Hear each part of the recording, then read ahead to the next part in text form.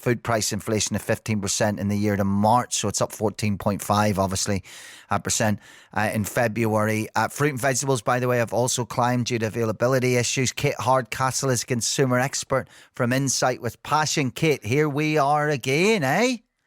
I'm afraid so, Colin, and it's not looking like the future is bright either when it comes to food costs. And that's because, as we've just heard, it's not simply the food materials itself, it's the fuel, it's the cost of getting it to supermarkets, getting it stocked and getting it into our homes. So it's incredibly challenging. And I think some of the alternate figures we need to also consider is the amount of children that have been involved or part of food poverty, in terms of we've now got 4 million who went without a meal or went without breakfast, etc. Just last month. It doesn't really seem to be the state of the nation you would expect from the UK, does it? Absolutely, Kate. There's just the situation at the moment that sort of I don't put a huge amount of confidence in forecasts. You know, we saw that with the inflation going up in the last month, because things happen that are out of our control, things happen that are in our control. Kate, it's the word is volatile, and volatile is never a good thing to use when it comes to finance, when it comes to the economy, when it comes to business. Well, maybe too many analysts spend a lot of time in front of Excel spreadsheets and looking at previous data, which is how they get future data, and that's okay. But the best way I've done it for over 20 years is just to get out in the supermarkets, stand and talk to people, understand it, because that volatility you talk about is because we've heard perfect storm, haven't we? But because there are so many issues involved. So even if you try and track fuel, you're going to get caught out by the weather, you're going to get caught out by their supply and demand, which impacts. So the best thing to do is to talk shoppers. What are they doing? How are they accommodating it? Will this latest news mean they don't buy the chocolate altogether, or will they buy less, or will they try a different brand? But I think what we've certainly seen is, you know, we've had that decade now of shoppers switching from brand to supermarket own brand. They've swapped to discounters in their droves. They've tried every hack that can be. There's still one major one remaining, which is the only thing giving me positivity, and I talk about all the time, which is we still actually waste a lot of food as a nation. And I think one of the best things we can do is try and really shop to portion size and make sure we're keeping everything really lean. Yeah, but listen, I think there's not many places the vast majority of people can look and find good news, Kate. You know, even we've talked about so many things, right? With you, with other guests in this show, even the problem with the cheapest option in supermarkets, and then the gap to the second cheapest thing.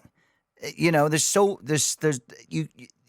talk about the hacks. Absolutely not wasting food is a timeless one, isn't it? It's a time-honored one.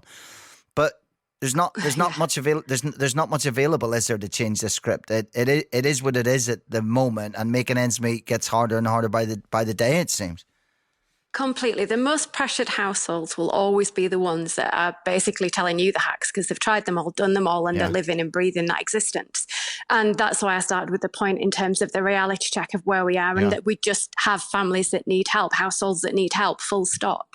But I think there's always a case when we talk about sustainability. It won't be long till you and I are on the phone talking about COP28 and what are brands doing for sustainability, when we can start to look at, well, what's the makeup of the packaging? What's the makeup of the product? How much does that impact the cost? And it might only be a small percentage, but every little is going to help.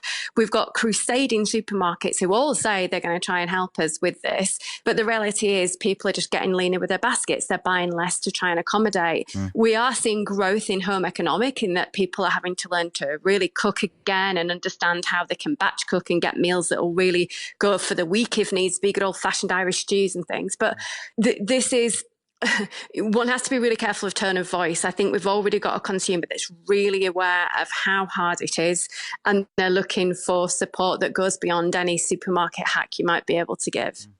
And just finally, Kit, there isn't a Grinch of Easter, but it kind of feels like it, doesn't it? Like the chocolate going up at this time of the year is like candy canes going up, isn't it? On the 20th of December, there should just be an automatic law against it, shouldn't there?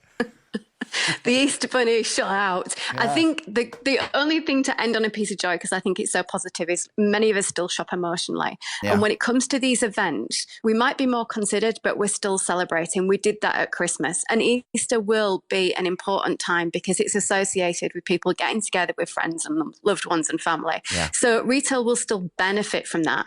But I'm looking to retailers to do the right thing by those consumers. Don't just stack it high and sell it and not consider the price. Look at how you can do an Easter meal for a really good amount that's going to let that family enjoy it, but not be worried about how much they're spending. Yeah, absolutely. Kate Hardcastle, thank you as always. Speak again soon.